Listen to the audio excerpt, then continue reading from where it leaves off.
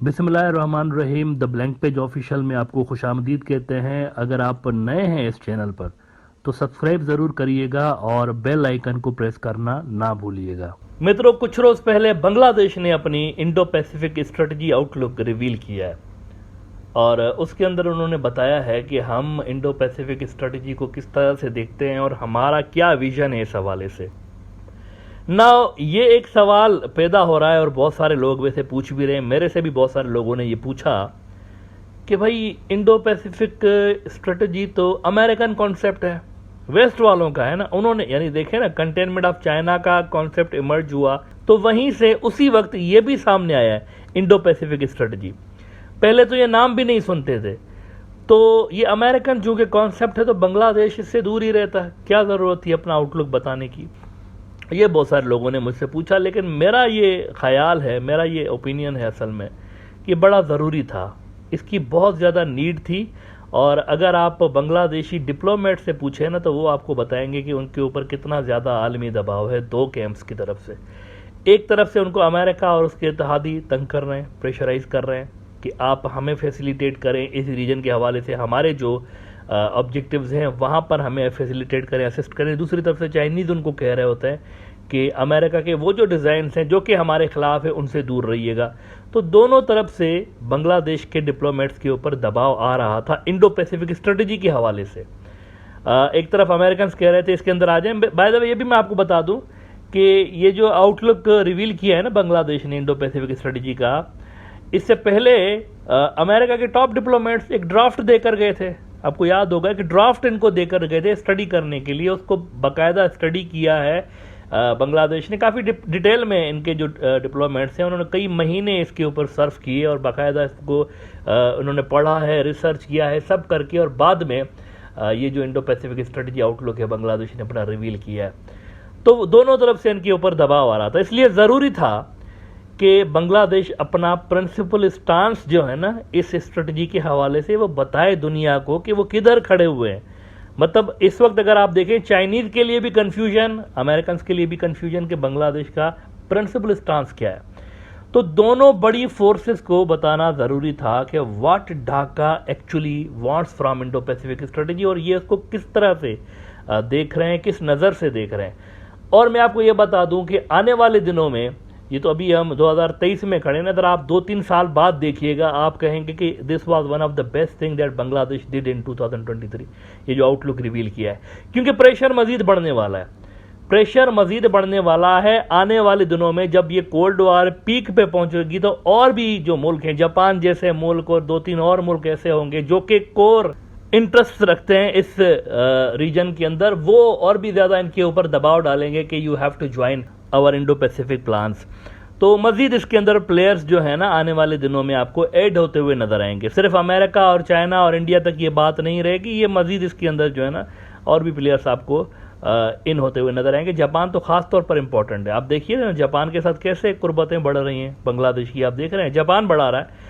ये जो मातरबारी पोर्ट बन रहा है जापान डेवलप कर रहा है ना बांग्लादेश का। इसी तरह से बांग्लादेश के अंदर बहुत सारे और भी इंफ्रास्ट्रक्चर के प्रोजेक्ट्स ऐसे चल रहे हैं जो कि जापान कर रहा है। तो आने वाले दिनों में ये जो पूरा ग्रुप है इनकी तरफ से प्रेशर मजीद डेवलप होता बांग्लादेश के ऊपर। इसीलिए ज़रूरी था कि दुनिया को ये बताते, चाइनीज़ को भी बताते, अमेरिकन को भी बताते, जापानीज़ को भी बताते कि हम क्या चाहते हैं असल में इस रीजन के अंदर।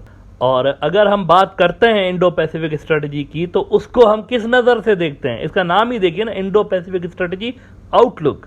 यानी हम क्या किस तरीके से देखते हैं ढाका के अंदर कि ये क्या चीज़ है और उसको कैसे हैंडल किया जाए और इसमें कैसे जो है वो कंट्रीब्यूट किया जाए, ये बताना बड़ा ज़रूरी था। अब क्लियरिटी आ गई, चाइना के सामने भी क्लियरिटी, इंडिया के सामने भी क्लियरिटी और जापानीज़ और अमेरिकन के भी सामने क्लियरिटी है कि असल में ढाका किस लेवल तक जाकर किसी मुल्क को फैसिलिटेट करेगा और किस लेवल से आगे नहीं करेगा। एक रेड लाइन्स उन्होंने खींचकर बता दी सारे ग्लोबल पावर्स को कि ये हमारी रेड लाइन्स है।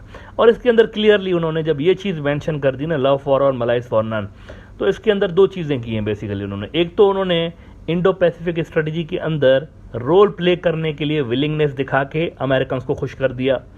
दूसरी तरफ उन्होंने शेख मुजीबुर रहमान के ये जो वर्ड्स हैं love for all malice towards none, ये बता के चाइनीज़ को भी खुश कर दिया। तो इसीलिए उस दिन मैं इसकी तारीफ कर रहा था कि ये बैलेंस्ड किस्म की इन्होंने इंडो पैसिफिक स्ट्रेटजी का आउटलुक निकाला हुआ है। Now the rules of the game has been set, वो सेट हो गए। अब वो खेलेंगे इसके अंदर ना, अमेरिकन्स भी इसके अंदर खेलेंगे, चाइनीज़ भी इसके अंदर, इंडियंस भी इसके अंदर खेलेंगे, और उनको पता होगा कि यहाँ तक ढाका आएगा, यहाँ से ढाका आगे हमारे साथ नहीं आएगा। तो इसको रिवील करना बड़ा ज़रूरी था। और ये जो रीजन के अंदर इस वक्त चैलेंजेस फेस कर रहा है बांग्लादेश, उस हवाले से बड़ी एक अच्छी चीज़ हुई है बांग्लादेश के लिए। यहाँ पर सिर्फ एक चीज़ मुझे ऐसी नज़र आई पिछले 2-4 दिनों के अंदर, जो बांग्लादेश की पॉलिसीज़ जिस तरह से सामने आ रही हैं इंडो पैसिफिक के हवाले से, 1-2 चीज़ें मुझे ऐसी नज़र आई जो कि थोड़ी सी मैं समझता हूँ गैर ज़रूरी थी इंडो पैसिफिक स्ट्रेटजी के हवाले से। ये शेख हसीना जो जापान गई है ना, तो वहाँ उनको यूक्रेन की जंग को इंडो पैसिफिक रीजन के साथ जोड़ना नहीं चाहिए था। उन्होंने कहा, ज्वाइंट स्टेटमेंट जो आया हुआ है, कि ये जो यूक्रेन की जंग है ये जो है वो वायलेशन है इंटरनेशनल लॉज की, और इसके रीजन के बियॉन्ड भी, यानी यूक्रेन के अंदर भी और बियॉन्ड भी इंडो पैसिफिक रीजन के लिए उन्होंने कहा कि यहाँ पर भी उसके असरात महसूस किए जाएंगे। मेरे ख्याल से इसका इतना बड़ा स्कोप बढ़ाने की ज़रूरत है नहीं। इंडो पैसिफिक अगर आप देखें ना, जियोग्राफिकली कितना है, मतलब क्या है इंडो पैसिफिक जियोग्राफिकली अगर इसको देखते हैं ना, 2 समंदर हैं असल में, पैसिफिक ओशियन और इंडियन ओशियन। इन 2 बड़े समंदरों के बीच में जितने भी मुल्क आते हैं उनसे जुड़ी हुई है एक चीज़ है। मतलब कोई ये नहीं कह सकता कि युगांडा इंडो पैसिफिक का मेंबर बन गया, मतलब जियोग्राफिकली वो इसके अंदर जब है ही नहीं इस रीजन में, ना इंडियन ओशन में है ना पैसिफिक ओशन में है, तो फिर वो नहीं आ सकते। तो यूक्रेन की जंग देखे ना, यूरोप के अंदर है, लिहाजा उसको यहाँ पर जापान के अंदर लिंक करना कि ये बियॉन्ड द रीजन इसके कॉन्सिक्वेंसेस होंगे, ये खामखा में उसको यूँ समझें कि अपनी जो इनकी इंडो पैसिफिक आउटलुक है ना, उसको कॉम्प्लिकेट करने की एक चीज़ नज़र आ रही है। इसको इतना बड़ा फैलाना नहीं चाहिए, इसको सिर्फ इस रीजन के अंदर तक अगर लिमिटेड रखें बांग्लादेश, तो वो ज़्यादा मुनासिब रहेगा मेरे हिसाब से। अच्छा, आखिर में आपको छोटी सी इन्फॉर्मेशन शेयर कर दूं, पाकिस्तान के जो फॉरेन मिनिस्टर हैं वो एससीओ के इजलास में, डिफेंस मिनिस्टर तो पाकिस्तान के नहीं है ना, एससीओ का ये जो इंडिया के अंदर इजलास चल रहा है जिसमें बदमज़गी हुई है इंडिया की और चाइना की और पाकिस्तान की, तो पाकिस्तान के डिफेंस मिनिस्टर तो नहीं आए, लेकिन फॉरेन मिनिस्टर पाकिस्तान के वहाँ जाएंगे या नहीं जाएंगे ये अभी तक क्लियर नहीं है। लेकिन एक और खबर उड़ते उड़ते ये आ रही है कि ब्रिक्स जो है ना, ब्रिक्स आप जानते होंगे एक बहुत बड़ा फोरम है और दुनिया की जो बड़ी इकोनॉमीज़ हैं वो इसके अंदर है, लेकिन पाकिस्तान कोई बड़ी इकोनॉमी है नहीं।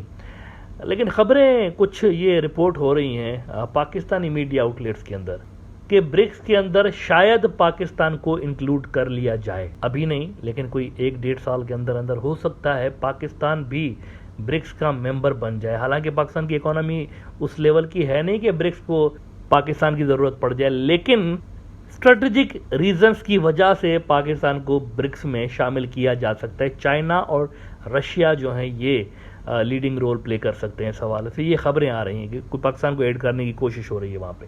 और ब्रिक्स के ही हवाले से आपको थोड़ी सी और भी इंफॉर्मेशन दे दूं कि ब्रिक्स के जो ममालिक हैं, ख़ासतौर पर रशिया एक्टिव है कि कोई डॉलर के मुकाबले में करेंसी इंट्रोड्यूस करवाई जाए जिसका नाम ब्रिक हो, ब्रिक नाम की करेंसी, जैसे डॉलर है, युआन है, रुपी है, इसी तरह से एक ब्रिक नाम की कोई करेंसी इंट्रोड्यूस करवाई जाए और वो करेंसी इन तमाम मुल्कों के अंदर जो है वो काबिल इस्तेमाल हो, वहाँ पर उनको एक्सेप्ट किया जा रहा हो। ये एक आइडिया फ्लोट हुआ, एक बहुत बड़ी चीज़ है।